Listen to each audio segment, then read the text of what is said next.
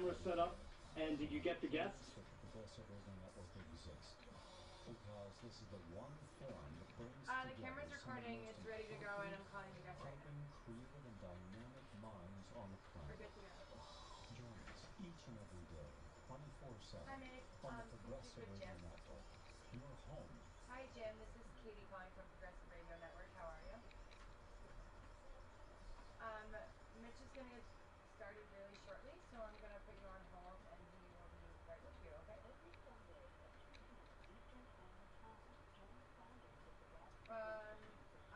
His show's from 6 to 7, so probably around an hour.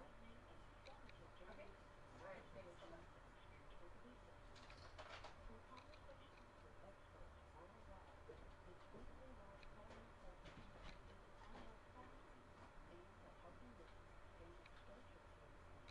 Into religious and spiritual practices around the world every Sunday, 2 to 3 p.m. Eastern Standard Time on the Progressive Radio Network.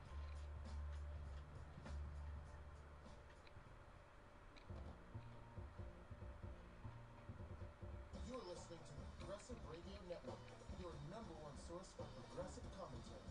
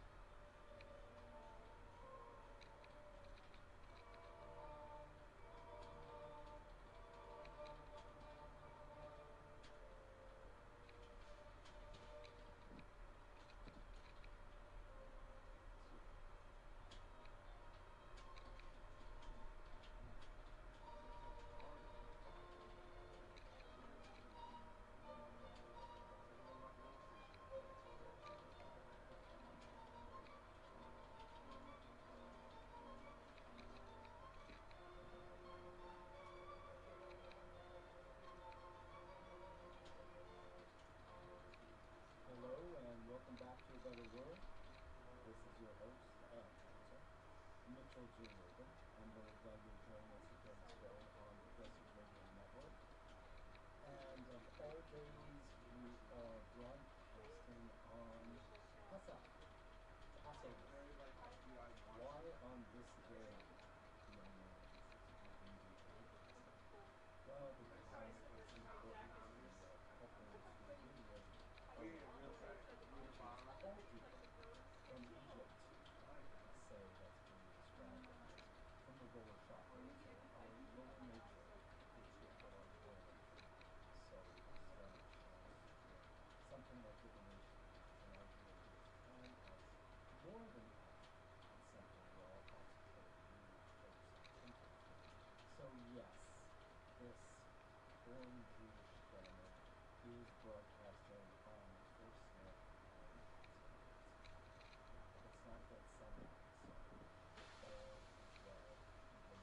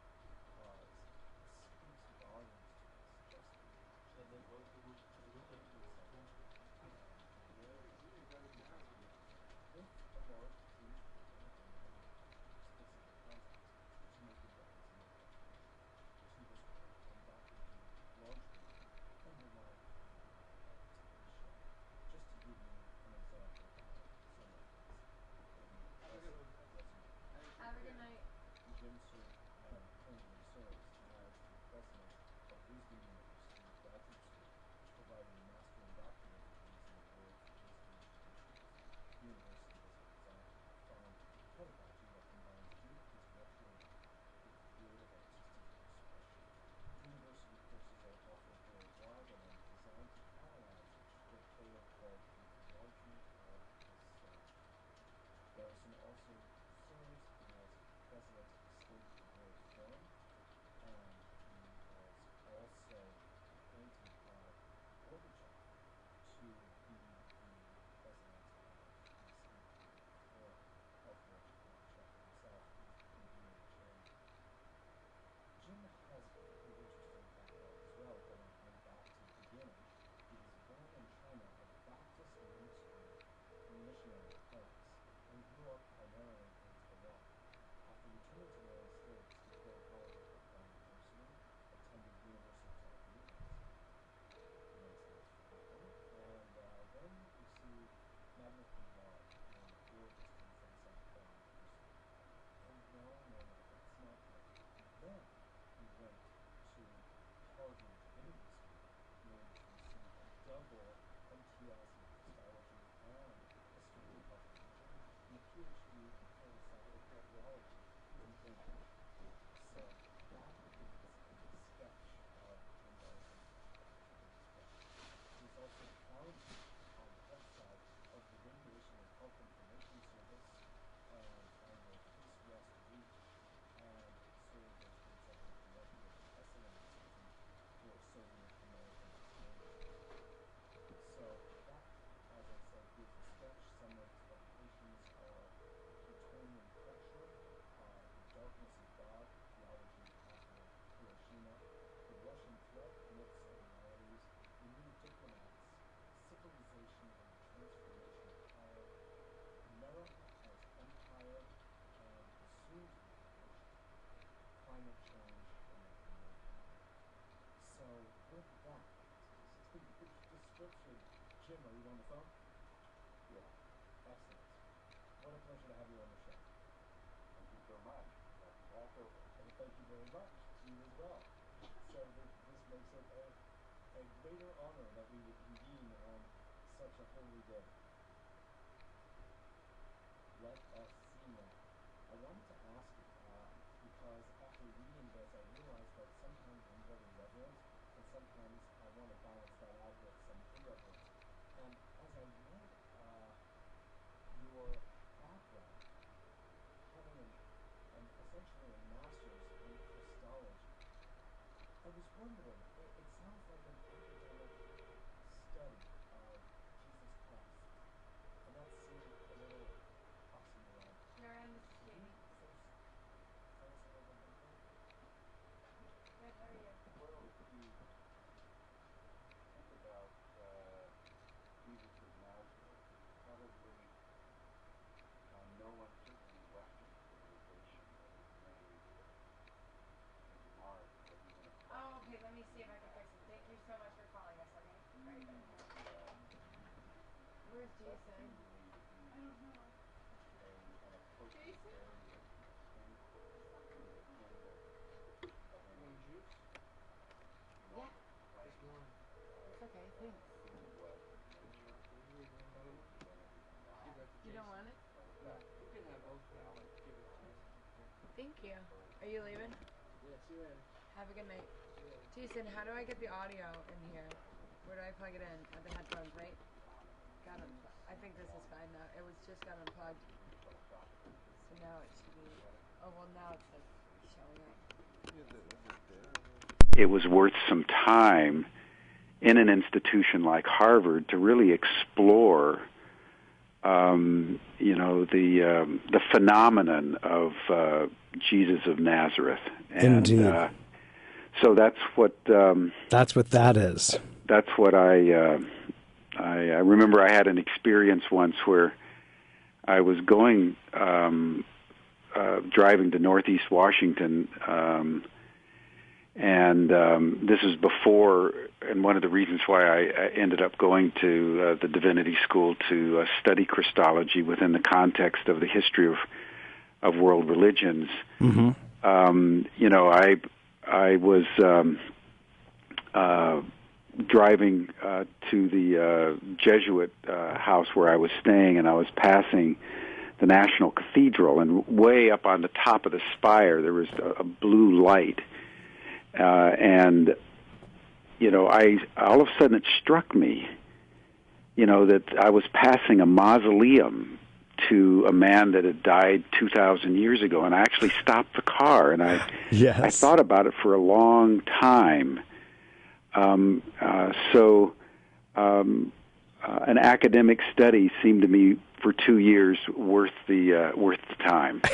I understand. After all, to have history defined essentially by your birth is not a small mark on history at all. No, it's not. I mean, it doesn't really get much larger. I'm pressed about that one for sure. It's just funny because historically, and please, since we're on this, why don't we take a moment, because it's always been so interesting to me. I feel a deep kinship with him. The Christian religion was started in his name, but not by him, as far as I know. And also, as far as I know, the first extant text we have referencing Jesus Christ is Josephus from Roman times, which is That's a good correct. Some almost 200 years after he's said to have lived. Could you comment on that? Well, no, Josephus was in the 70s, so it's 70s. About, excuse me. Within 100 years. After. Yeah. With about 40 years. Oh no, that's absolutely correct. It's worth mentioning that the only major world religious figure that was born in the full light of history was Muhammad. Jesus, Moses, Abraham, Buddha, Mahavira, Lao Tzu. Confucius, Lao Tzu, all were born, lived, and died shrouded in mystery. Yes. And in the case of the Buddha, it was centuries before things were written down. Lao Tzu remains to this day shrouded in mystery. Very true. Some doubt whether he ever lived. That's exactly right. So, speaking of Passover, there is absolutely no historical evidence at all, not a shred, that the Exodus ever happened or that Moses ever lived, and were it not for Torah, yes, there would probably be no memory at all. And it really begs the question: what determines reality? Is the reality of the memory in the Jewish collective psyche sufficient to determine, historical certitude? Is a potsherd, in an archaeological dig that has sort of Jesus Christ in Greek, does that count? I mean, these are very good questions. Yeah. I was just in Haran and Urfa in Turkey, and there's supposed to be the cave where Abraham was born. Yes. And did it really happen there? I mean, there's many questions about these great historical figures. By the way, I just have always felt that the greatest mistake that the Jews made was in letting Jesus slip out and get captured by the Christians. And I mean this both humorously but seriously. I think that for Jesus to be captured by the Christians was a historic mistake for which we have paid dearly and are paying very dearly today.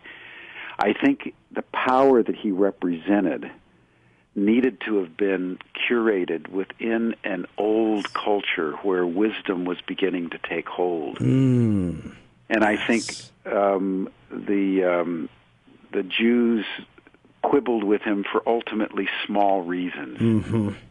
And had they honored him as they did some of their prophets, not many, but some of their prophets during their lifetimes, I think history would have turned out completely differently, and I think more powerfully, sagaciously, and I think with greater humility. Oh, that was beautifully put. I agree with you, Jim. In fact, you are reminding me of my own Jewish Taiji Chuan teacher down in New York City's Chinatown on the Bowery, who many years ago said that the Jews missed Jesus. They missed the true Messiah. Of course, in Hebrew, Moshiach, the king, doesn't mean some being descending from the clouds. It's the king of men is really what it signifies. And that had the Sanhedrin at the time recognized Jesus for being who he was, because they were always on the search for a Messiah, had they recognized that in him, because he certainly fit the criteria, and they have criteria like a legal document of who fits the requirements and conditions of a Messiah. If they had recognized him, yes, history would have fleshed out entirely differently, which is, in effect, the point you're making. Are you there? Yes. I'm essentially corroborating from another point of view the same notion that history would have shown itself to be very different. We would have been on a very different tack if the rabbinical court, the Sanhedrin, would have recognized Jesus Christ as the Messiah. And I don't mean to make that sound overly weighty in the way the, let's say, Christian right describes it today, but rather Messiah as in Hebrew Moshiach, meaning king as in king of men. Well, I think it's worth thinking through for a moment here. Probably other things we need to discuss, but I think that it's not altogether clear that Jesus himself felt that he was a Messiah. I think that the Right. dialectical tension that occurred between Jesus and the Pharisees and the Sadducees at the time was of a more doctrinal nature, and the latitude that the Orthodox Jews were willing to give to a man who was reinterpreting Torah in light of the command to love your neighbor. Mm-hmm. And, I think, is it a sin to do good on the Sabbath? Well, that's ultimately a quibble. That's not really a debate over which you start to conspire with the Roman overlords to crucify this man. Correct. And I think had there been a genuine willingness on the part of the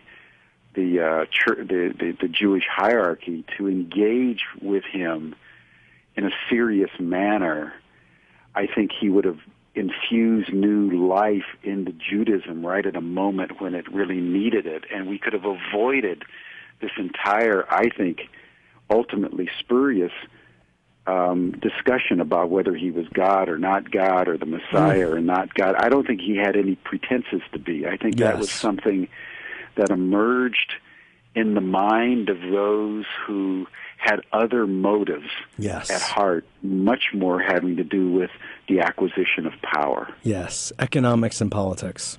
Yeah. I would agree with you completely.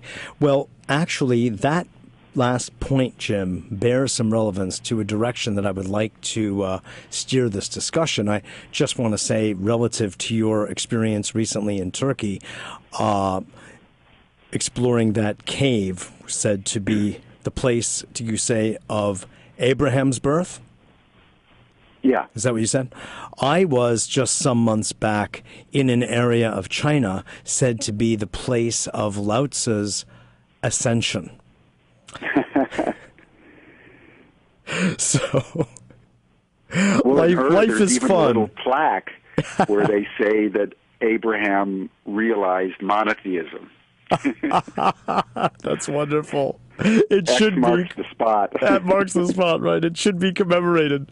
So to bring this idea of power brokering forward, because of a lot of your work, America as Empire, and subsequent work that you have spent a lot of time at over the course of your professional life, I'd like to speak about this whole idea of power brokers, especially in today's world where there's becoming greater transparency. Thank goodness the veil is being lifted.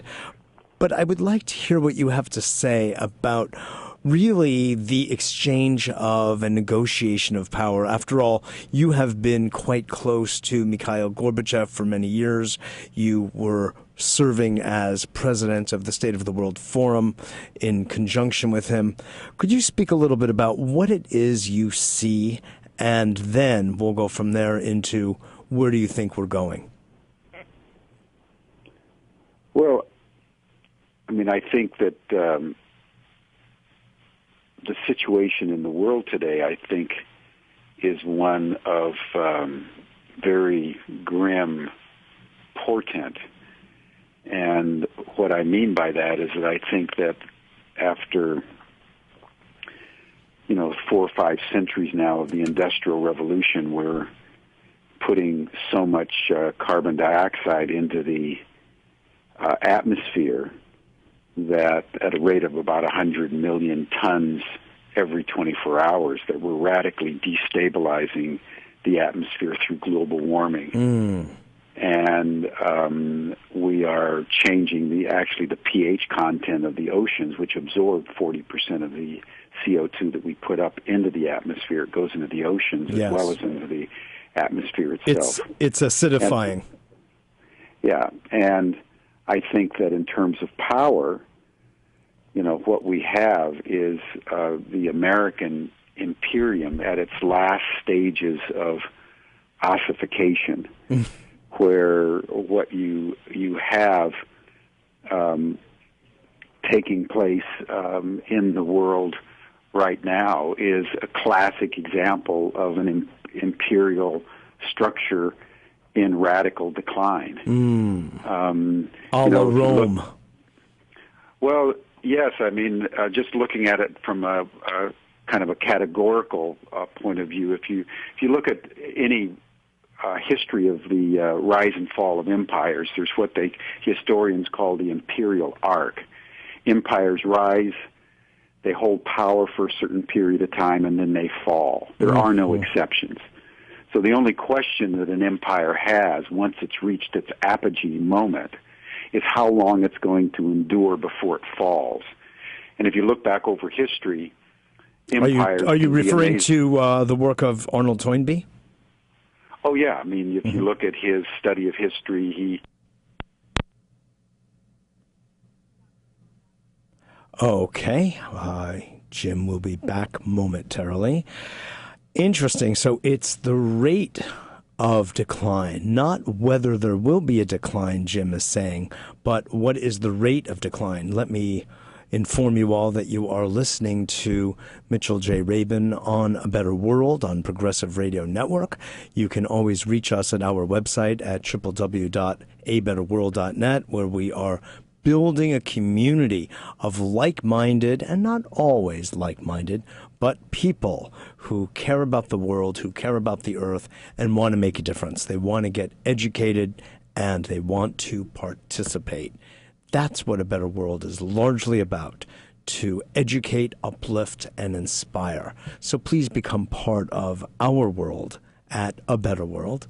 Again, that's www.abetterworld.net. We are just bringing Jim back. Katie is hard at work at it, and he'll be with us in a moment, but this is a little station identification. So, Jim, as you were saying... Well, I mean... It was the rate of decline. Essentially, what we're looking at, what distinguishes one falling civilization, to use the word rather loosely, or another, is the rate of its decline after its apogee. Right, and...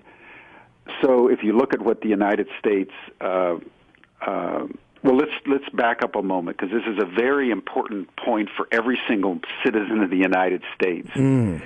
what was the difference between, say, the Nazis, whose imperial thrust lasted 12 years till Hitler blew his brains out on April 30th, 1945, and Rome, which lasted well over 1,000 years in terms of its imperial sway.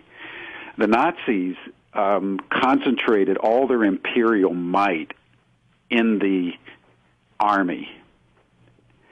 And what Rome did is they concentrated their imperial might in two ways.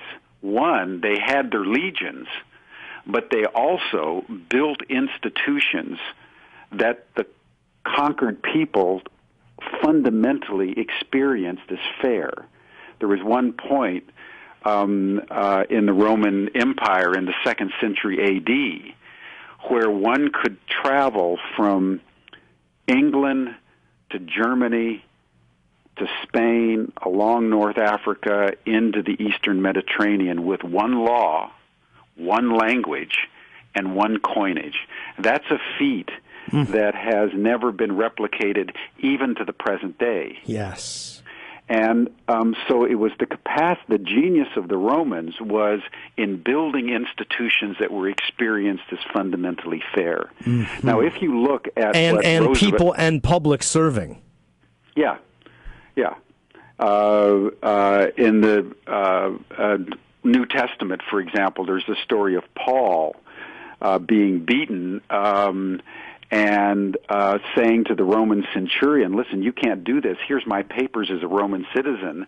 I appeal to Caesar. And the Roman centurion in Syria had to take a completely anonymous man all the way to Rome because he demanded it as a Roman citizen. That's an extraordinary legal system that would sanction that. Yes. Now, if you look back over the last 75 years in the United States, you see a perfect example of an imperium in ascendancy and decline. Look what Roosevelt did. As the United States came out of the Great Depression, what did he do in the New Deal? He built the institutions that created the basis of the American strength at home, with Social Security, the reform of Wall Street, all the major institutions. The TVA. All of it. TVA, everything. Yep. He built institutions. Then, with the Second World War and in its aftermath, almost every major international institution, from the United Nations to the IMF, the World Bank, the GATT, the International Airport coordinations and associations, etc., were all built under the aegis of American kind of imperial power. We had our legions around the world. Supremacy. But we're building institutions that, like the United Nations, that the world fundamentally experiences as fair. Yes. But look what's happened under Bush and now under Obama. It is the complete dismantling of the institutions inside the United States that have protected the American poor and the American middle class. There is the dismantling abroad, particularly under the Bush administration, of almost every international institution that American power under Roosevelt and Truman lifted up. Exactly, like the Geneva Convention. Pardon? Like the Geneva Conventions. Yeah, exactly. So what you have in the United States today is imperial overreach abroad, accentuating military supremacy and the gutting of international institutions that we consider to be an impediment to the full scope of our military projections. And then internally, we're literally gutting Medicare, we're gutting Social Security, we're gutting the capacity of the middle class to live normal lives with the subprime mortgage scam. Correct. We're gutting the capacity of Americans to own their own homes. So what do you have? You have that classic situation that Toynbee says is the critical ingredient before the fall. The United States is now losing all its elasticity. It's overextended abroad. It is now completely hollowed out internally. And in fact, the S&P today lowered the U.S. credit rating. Did it really? From stable to negative, even though it kept its AAA rating. It's basically saying that because of the indebtedness of the United States, we have a negative long-term future. That's the S&P. I mean, this is like Standard & Poor's. This is the United States downgrading itself. Exactly. It's a venerable American institution. Exactly. With a vested interest in our supremacy. Yeah, exactly. Exactly. But so egregious have we become internationally and disengaged. I mean, we don't have politics in this country anymore. We have madness. Yes. What's going on in Washington right now between Barack Obama, who's got to be the biggest disappointment in modern American history, yes, and the Republicans who have now gone into the lunatic right-wing fringe, yes, is a madness has descended upon the nation. And if you read Gibbon's Decline and Fall of the Roman Empire, you look back over history, you say, how are these people so stupid? Yes. Well, look at the news in the United States today. Yes. You say, how are these guys... How can they gut Social Security? Medicare, how could they gut Medicare? How could they, in the face of what's happening, how could they continue to lower the corporate taxes and the taxes of the richest of the rich? I mean, even against the protest of the super wealthy, many of whom have come out publicly and said, we don't even want these because they make no difference in our lives. Warren Buffett, Bill Gates, and others. Right? Totally. Yeah. This is what we're dealing with. Meanwhile, our military expenditures have grown 81% in the last 10 years, and they continue to escalate. Yes. And we are now not only content to be in Iraq, and the Secretary of Defense Gates has indicated that we want to stay there now indefinitely. Correct. And that we're in Afghanistan, we're now diving into Libya. Exactly. As if... I have a question behind all of this. You're making excellent points, Jim, all of which I totally appreciate and am on board with, and I make them in my own newsletters and broadcast routinely in different respects. What is, and you say mad, and it's true, I call this, among other things, the pathology of the affluent. And yet there has to be a way around this. I mean, look at Walker in Wisconsin.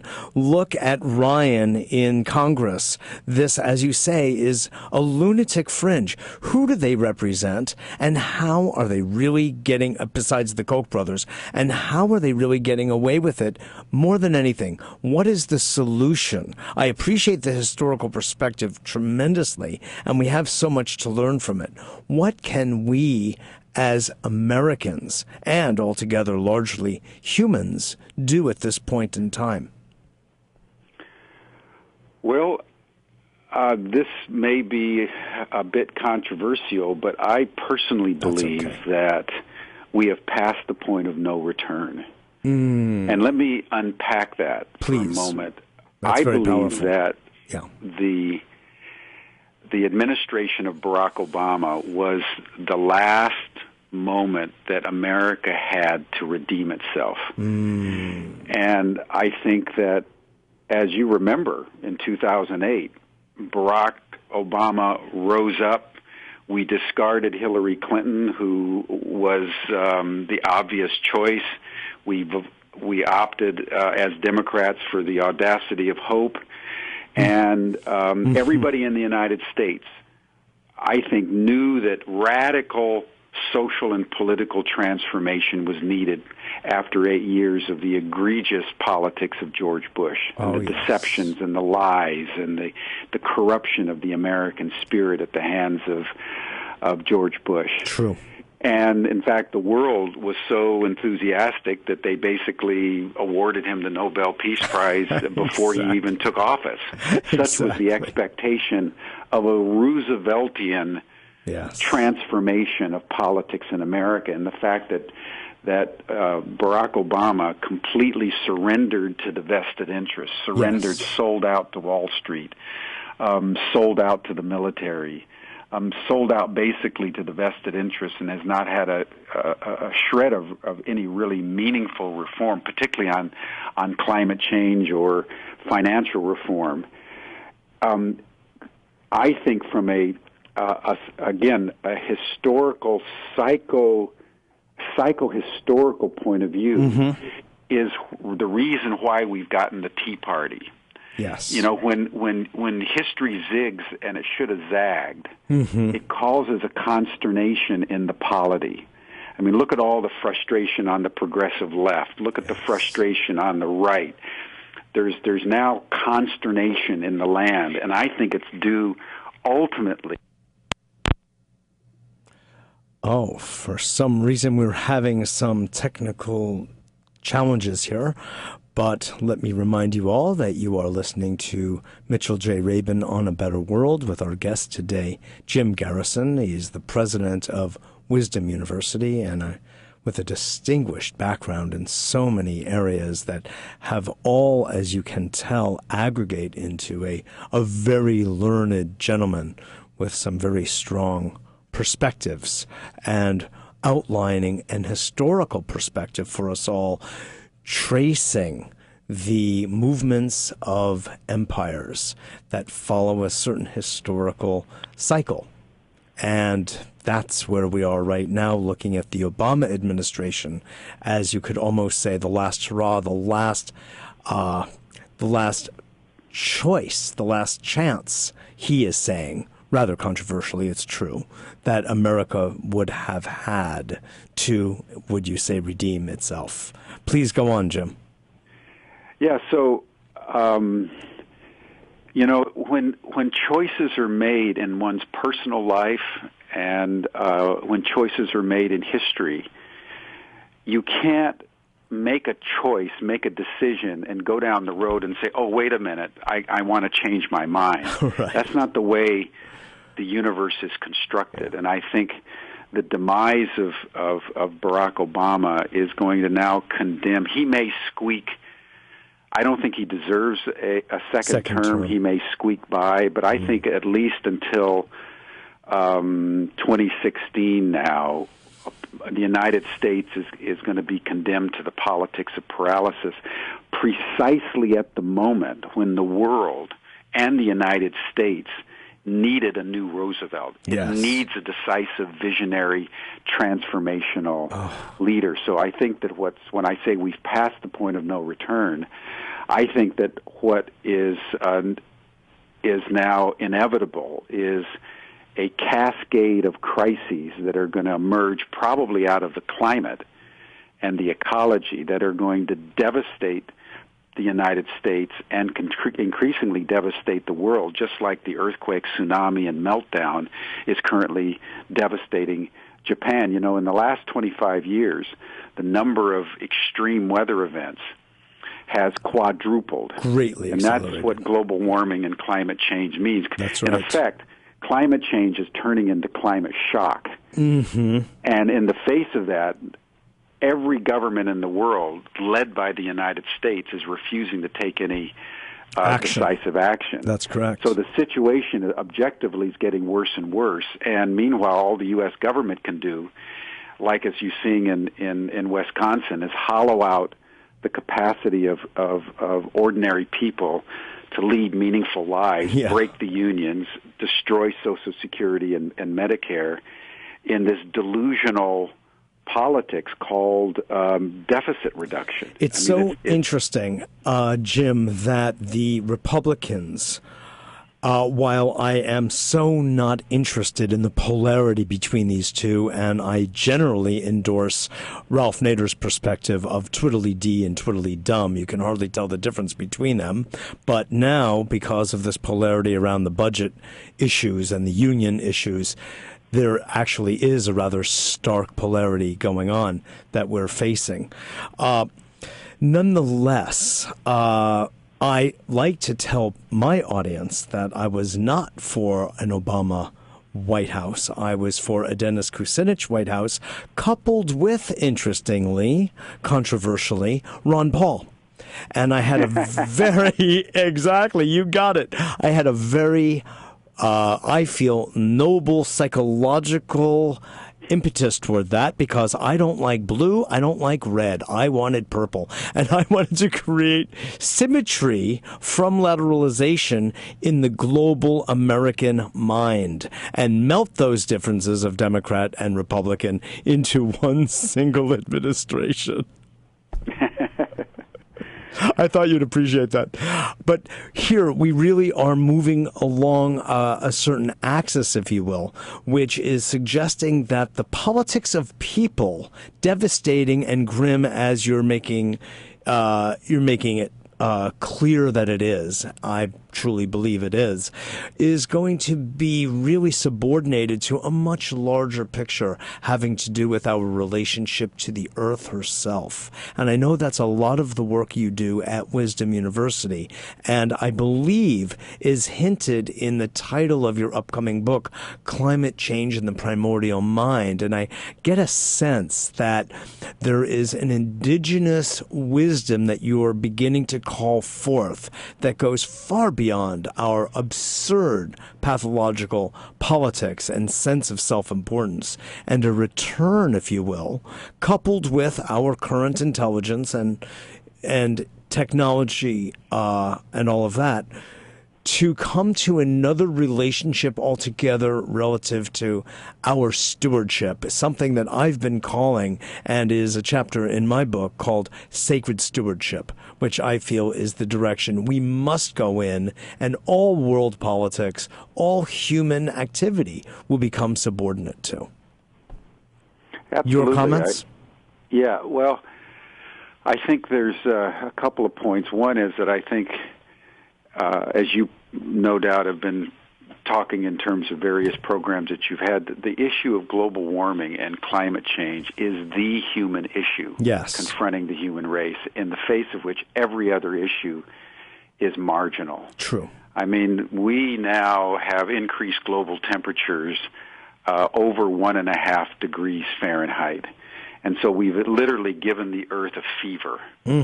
You know, if you or I had a temperature right now of about 1.8 degrees Fahrenheit, we probably wouldn't be on this call. Very true. And so the Earth is reacting just like the oceans are, in a very kind of increasingly turbulent way. I mentioned the quadrupling of the number of extreme weather events.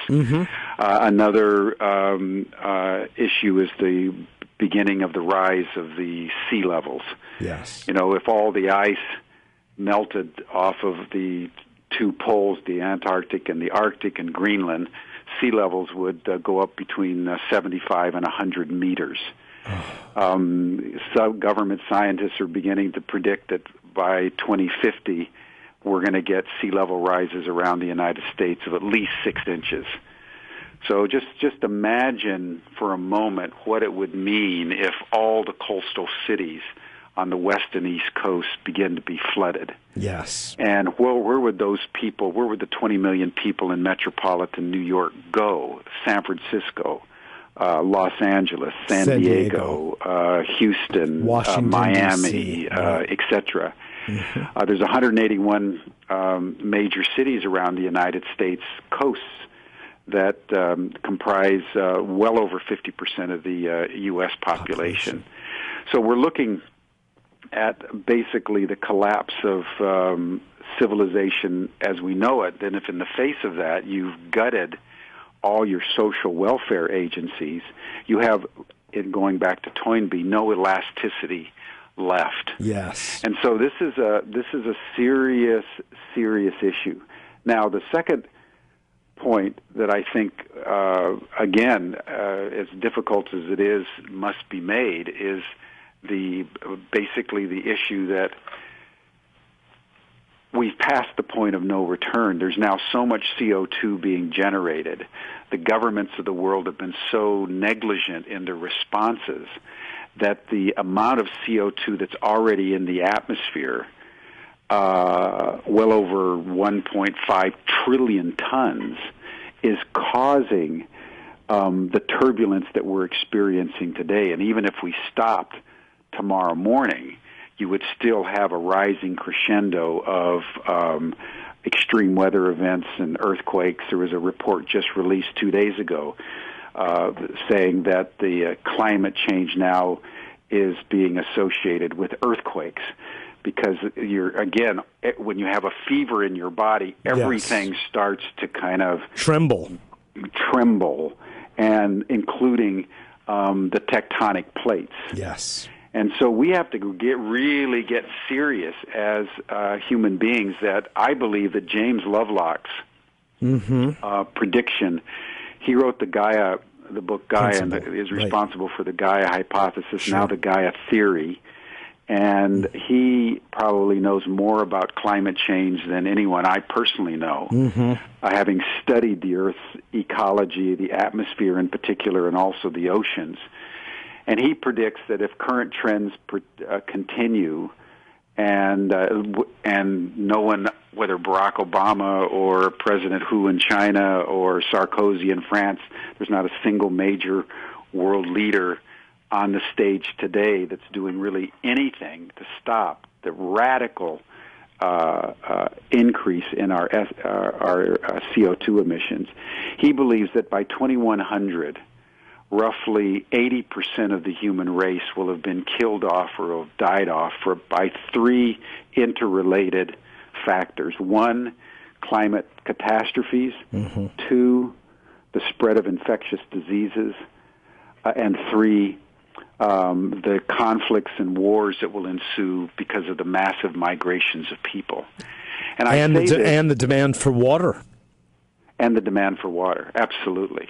The Ogallala aquifer under, most of the Midwest and Texas is about 95% depleted. Oh my God! And so we need to really internalize that we are facing a catastrophic system failure completely, and that we need, therefore, to answer your earlier question, it's no longer, to me, sufficient to try to lobby your congressman, because the Congress on both sides of the aisle, including the presidency, have basically been bought out by the financial interests. And I would recommend that anybody doesn't either, if you don't understand or agree with that, go see the movie Inside Job, which just lays out in a single documentary that got the Academy Award this last year. It sure did. What it means when you say that the financial interests have bought out the government of the United States. We've essentially had a coup. Yes. And it wasn't a military putsch like in the 30s or the overthrow of one party by another. It was the buying out by Wall Street of the two major parties in the United States and the presidency. And so elections continue to happen, but it doesn't make any difference because everyone's basically sold their souls, with very, very few exceptions. Very true. And so, very little way to make a structural change. Exactly. Because it's all paid for by Goldman Sachs and Brothers. Yeah, that's exactly right. So what can one do? I believe that the only thing realistic to be done under current circumstances is to build resilient community. Yes. And let me give you a historical, I know we're running up against the hour, and I apologize, my phone has died. I don't know what the problem has been, but let me give you a historical analogy. I'm glad you came back. Please do.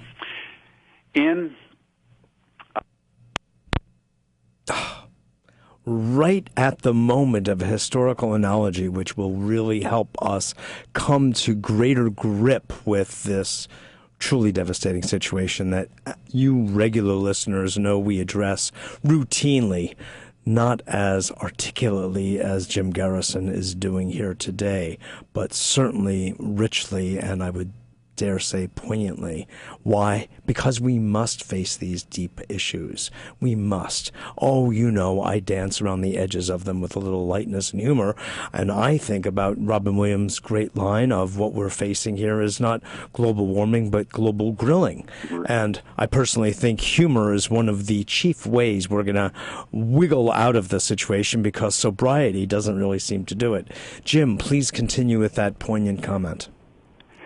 So, Saint Benedict, who founded the Benedictine order, yes, looked at the situation of the fall of Rome, and he realized, with the barbarians on the frontier, that the projection of civility and morality on the imperial institutions was a mistake, and so he founded the Benedictine order as an attempt to build resilient community in the face of the decline of the imperium. The major difference between Rome then and Saint Benedict then and our situation now is he saw the barbarians on the frontier. We have been ruled by the barbarians for some time. Yes. And as our lack of appreciation of that really constitutes the major part of our predicament. So what Wisdom University is doing, and what I've been spending much of my time doing, is calling upon people to understand the gravity of the situation that we're in and to join the transition movement, to start thinking through how you return to the land, how do you have a community of people that you're starting to interact with and coalesce a solidity with, so that as the turbulence continues to rise, which is now inevitable, we can begin to have the capacity, like the Benedictines, because we formed community, to navigate through. You know, just because it's Passover, a closing image is from Genesis and Joseph and the Pharaoh and the dream of the Pharaoh, the 7 fat cows and then the 7 thin cows, and the thin cows ate the fat cows. It was that there was time of plenty, and then there was going to be a time of real famine. We are at the end of the 7 years of plenty. It's giving way to the time of real sorrows. And we have just enough time, I think about 24 to 36 months, to really take seriously building resilient community before I think the turbulence is going to get very, very heavy. And I think what we're seeing in Japan is just the foretaste of things to come. And so resilient community is where I'm putting almost all my time and attention. That's a really intelligent choice. I think we had David Corton on not that long ago speaking in some way about building local economies, which is all really about local eating, local loving, local friendship and family, and building these tightly knit, survival-based, if you will, communities that are organic in nature. So it's an idea whose time has come. Let me ask you, before you leave, about your relationship with Gorbachev, who, of course, was, in power some years back, but he is still a man of great prominence. What of men like him who see the larger picture and have the ears of those in power, or I would imagine have some, what is he doing in light of all that you've been sharing? Because I know it's a shared perspective due to the work you both collaboratively do in the State of the World Forum. Well, we've had a very long, very robust and dimensionalized friendship. I first met him at the end of 1991. In fact, I was the last foreigner to see him in his Kremlin office before he resigned on December 24th, 1991. My. And one of the things that I would note about Gorbachev is that he was a man of such strong moral courage. If you look at the history of his 6 years in office, particularly according to Alexander Yakovlev, who was on the Politburo and was one of his, was really the triumvirate, part of the triumvirate. It was Gorbachev, obviously, as president, Shevardnadze as the foreign minister, and Yakovlev as the major figure in the Politburo that really governed the Soviet Union during the Gorbachev years. And Yakovlev told me once that not once, when there was a situation of tension, when the KGB and the military were recommending to the president that he come down, as the Soviets had done from Stalin onwards, in a heavy-handed, murderous way. Gorbachev always said that true power is political power, where you work through your differences in a democratic and nonviolent way. And I learned deeply that lesson from him, that no matter what the tension, no matter how you're tempted to use violence, that if you think about it long enough, there's always a much more creative way to deal with the situation. And I must say that's in some ways informing me as I try to deal with climate change. You know, Yes. at some point you realize that you can't there's no point in banging your head against the wall of trying to change interests that are now completely corrupted by Yes. Wall Street. Yes. But what is another creative way to do it? Well, you can join the transition movement. You can do what David Korten has suggested and start developing local economies. You can start to build communities to go off-grid. Yes. There's every crisis is laced with all kinds of opportunities. And I have never actually felt more abundant or optimistic in my entire life than all of a sudden when I realized that I don't have to try to change the system. What I have to do is try to change me. Yes. How liberating, truly. That's wonderful. You know, Jim. St. Benedict was right. Yes, indeed. And make Benedictine as well. Listen, what is a website where people can learn more about both Wisdom University and this transition movement? Well, Wisdom University, just go to www.wisdomuniversity.org. And for the transition movement, I think it's transitionmovement.org. But you can Google it, and a lot of sites will come up. It was started in England by a guy named Rob Hopkins about 10 years ago, and is now spreading all over the United States. And it's a very exciting, very locally rooted movement. Yes. In Wisdom University, we've been starting what we call Wisdom Earth Circles, of bringing students and alumni and just interested people together around not just circles, but circles that are connected to the earth. Indeed. I think that's so important to engage in. Listen, that sacred would stewardship. you come back onto the show on another occasion, and we can go into greater depth about that? I would love to. Yeah. Excellent. Jim Garrison, thank you so much for being a guest on today's show. We've run out of time. Let this not be a metaphor for what will happen in the way we take care of our earth and each other. I wish you all a happy Passover. This is Mitchell J. Rabin for A Better World. Thanks for joining us. Visit us at our website at www.abetterworld.net, and I look forward to seeing you all next week. Good night now.